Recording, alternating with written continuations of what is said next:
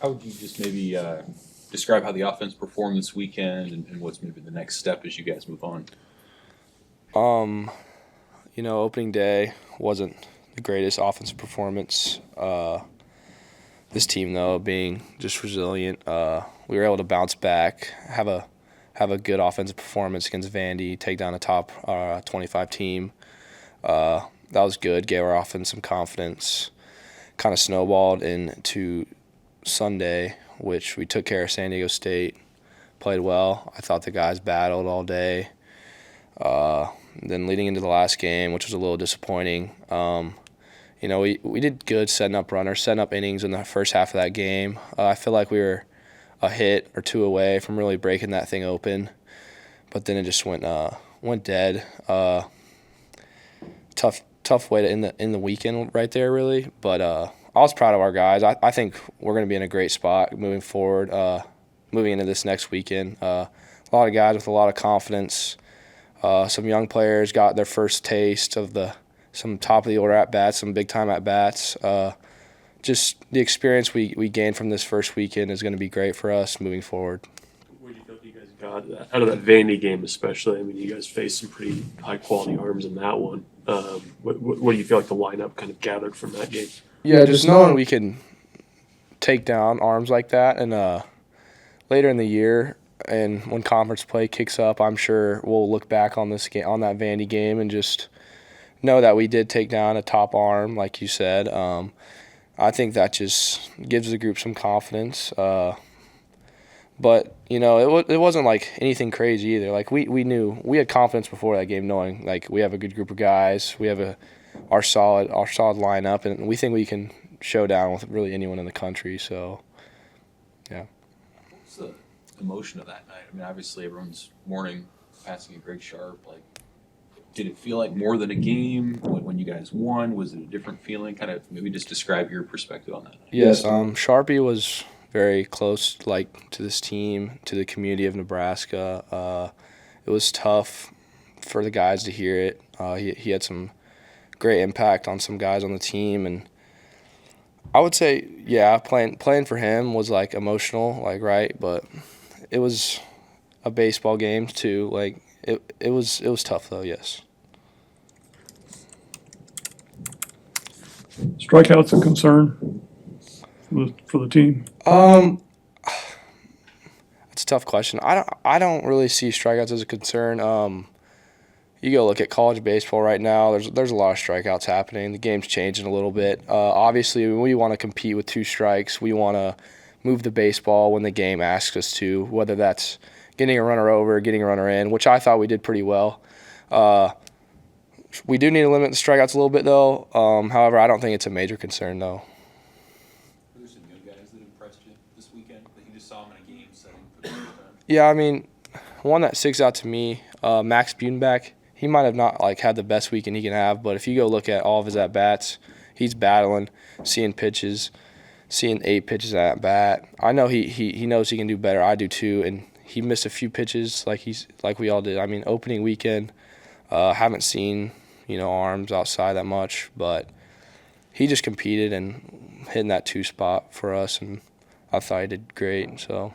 How much grief do you give him for slipping after that home run there? You guys are all going up to Oh yeah, jump and he falls he's over. good. Yeah, that was pretty funny. That was a funny video, but it was just something to laugh at. When you're batting leadoff, I mean, what's kind of your mentality when you're digging into the box? Like, what? It just seems like that role is very comfortable for you. Why is that? Just batting leadoff. I know my job is to get on base, kind of set the tone for the game. However, with that being said, like you said, like trying to be comfortable. Just seeing you're the first guy seeing the pitches. You're the first guy kind of seeing what the pitchers got that day. Just that comes from like just doing my work before the game starts. Just knowing some of the tendencies from the starting pitcher, and just listening to our coaches who have a game plan for us, and really just attacking that game plan. But really just seeing pitches and just making sure to get on that heater as soon as I can. And when I do that, I'm normally pretty good up there at the front. So. How would you kind of assess your first start of the season? What went well? What are you looking to build on? I mean, going in pitching, knowing you're facing Vandy, everybody wanted to play for them as a kid. Everybody knew who they were, but we didn't look at them like that. We knew we could beat them, and we knew we were better than them. And I think just following the scouting report what Coach gave us, and everything worked from there. How were you able to kind of settle in after that first inning? I mean, you had the lead, obviously, but I mean, what kind of started working for you as that start went on? Yeah, like you mentioned, I got punched in the face in the first inning. I think freshman you would have folded, but I think that's what I gained from playing in the summer ball is just like maintain the fierce mentality that I bring to the game throughout the rest of the innings. Can you talk about just kind of your growth as a pitcher and a player, and kind of maybe where you're at now versus where you were this time last season? I mean, yeah, last year I was kind of I would baby it a lot. I would if I threw a strike or I threw a ball, I would just be like, oh, thank God they didn't hit it. But this year, yeah, I grew in summer ball, especially from some of the coaches down there. They taught me a lot, and just getting in a routine mainly was the biggest thing for me. What's the thing now for your next start that you're working on? Is it velocity, stamina, certain pitch? I think just maintaining what I've been doing. I think that's what I do best, and yeah. When you went out last summer, I mean, what were you kind of hoping to get done out there? Because it'd been kind of a rocky first year for you. Yeah, it was definitely a rocky first year. I think adding more strikes with my off-speed pitches. I mean, I had the fastball. I know I could throw a fastball. It was just throwing the changeup and curveball and hitter counts was the main thing for me. What did you think of the pitching in general, the other guys, and how they were able to contribute? I mean, it's great. It can always be better. I mean, we know that. Like, we walked away too many guys this weekend, too many free bags, too many hit by pitches. But yeah, I think a lot of the guys that you saw that you think that struggled, I think they should have a lot more in the tank. So it'll be good to see this next weekend. How do you kind of carry that as a pitching staff from kind of what you did this past weekend into another good team that you're going to face this weekend? What'd you say? How do you carry the good things that you guys did? Yeah, I mean, just like we can't hang our heads on all the walks and stuff like that. I think just moving forward and not worrying about the past and just taking one step ahead, one game ahead. Is that like first weekend stuff? We walk a few more guys maybe than you guys are used to. I disagree with that because last year, I mean, we had Brett Sears went 7 innings. I don't think we had a walk until like the 18th something inning of the year. So yeah, it was just something that happens. We weren't finding the zone as much as we'd like. So. You ever question yourself last year? I don't know if I question myself. I'd question myself a lot. I'd go home and be like, well, what am I doing wrong? Why am I doing this? Just that. But yeah. Obviously, there's a lot to build off of that first start, but in terms of your confidence, like you said, you were questioning yourself last year. What does that go into in your next start? I think just bringing, like you said, I have a lot of confidence, and I think that whatever coach calls, I'm going to throw it, and I trust the defense behind me. We have a great defense behind us, and I mean, I don't think we had a single error this entire first weekend, and that's really good to look at.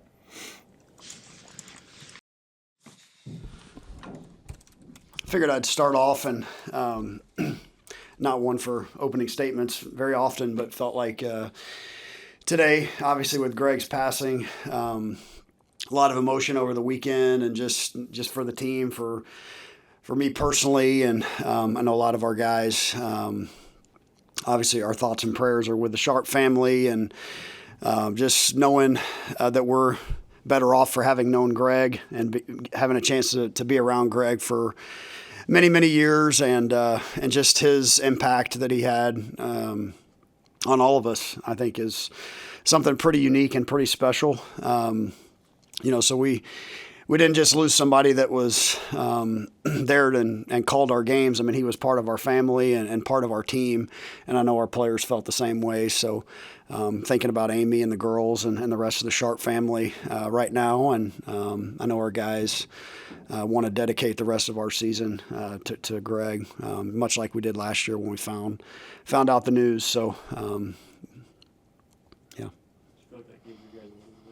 even though it was obviously pretty heavy over the weekend.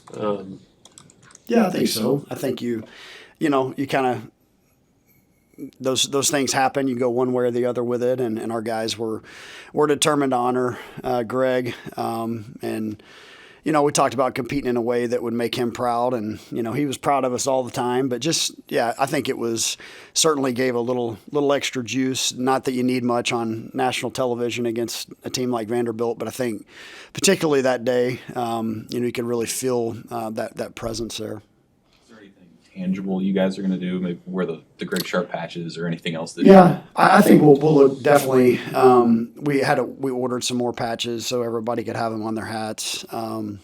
Maybe something in the ballpark. I think there'll be maybe another couple of opportunities at home to pay tribute to them. So, how's Tucker Timmerman doing? And is he available this weekend? What's his situation? No, so he's gonna need surgery. Some pretty bad stuff going on there, breaks, and he's going to have to go in, and they're going to do some extensive stuff, and they can't really do anything until the swelling goes down. So saw him today. He's in good spirits. He can see out of his eye now, which is a major improvement from where he was, but we'll be without him for an extended period of time. You expect at some point this season? Yeah, he'll be back. He'll be back. But you never really know what the recovery is going to look like because it does involve the eye and, some of that stuff too. So the way I understand, he could have some vision issues just initially after the surgery, but he should be fine. And certainly it's something that he can kind of keep his arm moving a little bit, to stay in shape somewhat that way. But anything that puts him at risk right now, he's not going to be able to do anything. So, hopefully we can get him into surgery next week. That's the plan, is the end of next week. But if the swelling subsides substantially before then maybe we can get him in earlier and then obviously start the recovery earlier. Yeah. Do you experience anything like that as a coach? I mean, obviously Shane had his jaw broken, but I can't recall. It was an odd because the result looked like a line drive. And seeing the replay, obviously it was 106 off the bat, but it was straight into the ground, and I think it just had that weird top spin on it. I don't know that I've seen one like that did that much damage as a coach. Yeah, it was a rough deal for Tuck. You guys have a 3-game series obviously this weekend. Right. Do you go Walsh Brockett? Is it how do you kind of determine that, especially when they both had good opening starts? Yeah, we were kind of talking about that in the office today. They both are worthy of a start.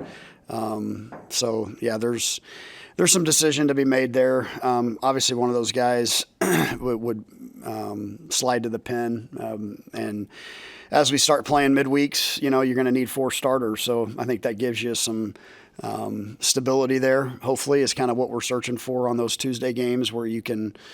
I know there's some games that we have Tuesday, Wednesday, but where you can just know who's starting and you're not kind of just trying a bunch of different guys out. So I think either way we go, I mean, you're talking about a guy who had a 7-inning shutout and the other guy had 6 innings, 1 run, and pitched great. Brockett was awesome.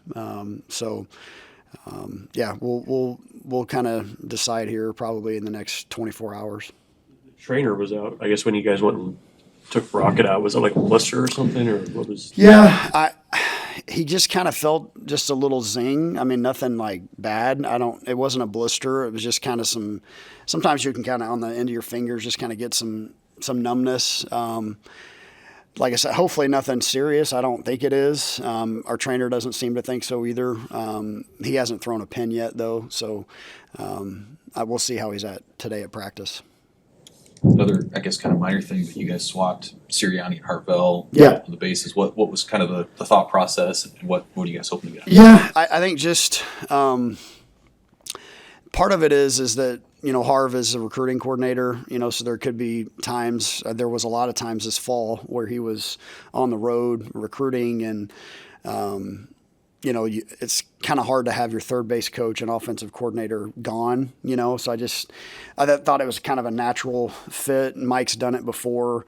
Harv just wants to do what it takes to help the team win. So I just think it was and Mike was coaching the hitters last year, I mean, primarily, and then Harv was running the offense. So I just kind of wanted to marry those two things together. Thought it would be from the recruiting side of it, and then also just from the side of you're hitting an offensive coordinator just being the same person, I think is, in my experience, I guess that's probably easier to come by that way.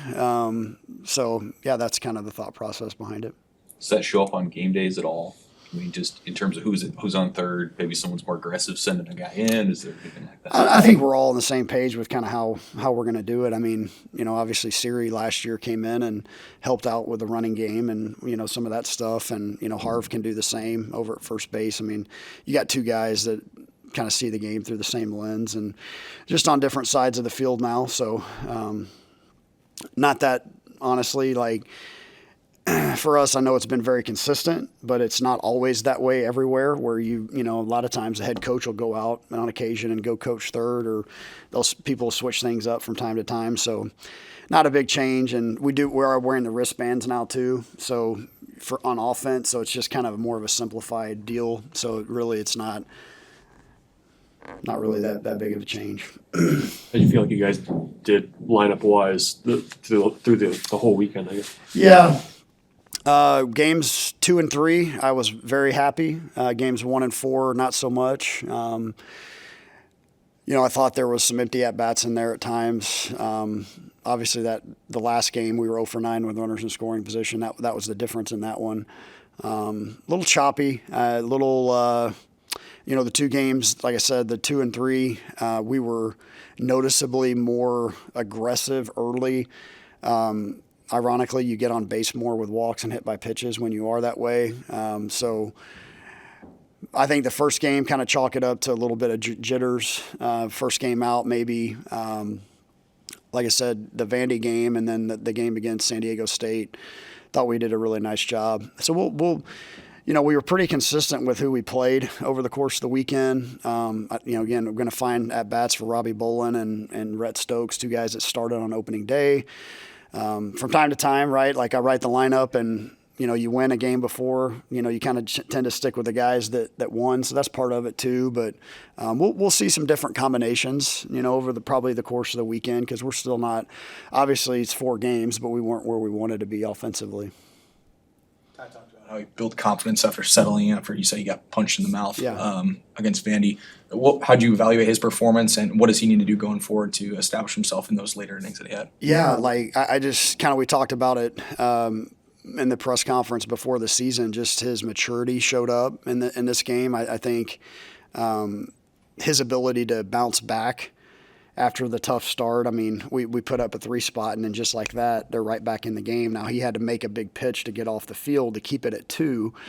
And you could just kind of see his confidence start to grow. And we, they were aggressive on the fastball early, and he was able to mix his pitches well. I mean, you start to see him becoming more of a pitcher, right? Instead of a guy that's just throwing the ball hard and, throwing it down the middle. He's starting to, mix on the right and right changeup. He threw 2 different breaking balls. He was able to land the breaking ball for a strike. Just kind of got him off balance because they were really, really on the heater first. And yeah, it was just an amazing job by him. Somebody who's kind of still finding his way as a Division I starting pitcher. He's going to take a lot of confidence from how he handled that outing. This next weekend? Yeah, just finish your innings. I mean, I think that's kind of the story there is he just finished the innings. I mean, his stuff was great. Thought he was very, very sharp. Then he, had a 30-plus pitch inning. That's very uncharacteristic for him. And it kind of put us in a bad spot for the rest of that game. Chris still comes in not quite ready with the bases loaded, and his outing's a little choppy because of it. And then we have to bring Clevenger in with the bases loaded after that. So Mason is going to bounce back. I mean, he's got the maturity, the veteran. He's been there and done it, and I thought stuff was awesome. I mean, he's touching 95 in the first inning. What he struck out 8 of the first 11 guys he faced. Just got to finish the innings. I mean, that's the takeaway there, and he knows that. I feel like your bullpen depth was kind of what you thought it was going into the season. Yeah, I think we don't win that game against Vandy, without those guys. And the first game got away from us a little bit, so we didn't use multiple leverage guys in that game. We knew we had kind of the full bullpen stocked, for the Vandy game. And Jalen wasn't very sharp, but he's going to be really good for us. And he made, again, you could kind of see that veteran status there because even though he wasn't very sharp, he still made his pitches, when he had to, because he's been in those spots before. Obviously, Tuck was rolling pretty good. And then Broderick, came in and made it look pretty easy there in the ninth. So there was definitely some depth. Jasa, good to get him out there. And Clark only threw to one hitter, but was obviously very sharp in a big situation. So, yeah, a lot of bright spots there. Crazy in a 4-game series, still a lot of guys didn't pitch at all. We got some talented freshmen. We got some guys that we're going to count on, especially now with Tuck being out for a little bit, that we're going to be excited to see. And I think it showed up pretty well. What are the challenges with Louisiana? And then I guess for you guys as coaches too, to line up against Matt Deggs. I know a lot of you guys have history with him. Yeah, Coach Deggs, I have a tremendous amount of respect for him. Just as a baseball man, I've learned a lot from him. Basically, very, very, very influential on my offensive career, just kind of getting started as a hitting coach and coaching third base. And my first experience outside of kind of Nebraska, right, was with him at Texas A&M when I was the volunteer coach. And so took a lot of stuff that I learned in those 2 years from him. Obviously a great family guy too. And he's done a great job with that program. But yeah, they're going to be, they're used to winning. They have a Friday night guy that's an ace and an All-American. A lot of team speed. Going to have to defend the bunt game. They're going to definitely try to put pressure on you defensively. So just, how we attack them is going to be the same. We always go out there, get ahead with strike one, get the leadoff hitter, which we did a pretty good job of, and then just finish your innings when you got a chance. And so it's going to be a big challenge. Going to be chilly down there. The way I understand it, that field, the way it sets up, the wind blows out. It's backwards, so the wind blows out when it's a north wind. I think that's what we're going to have. So cold, relatively speaking, I suppose.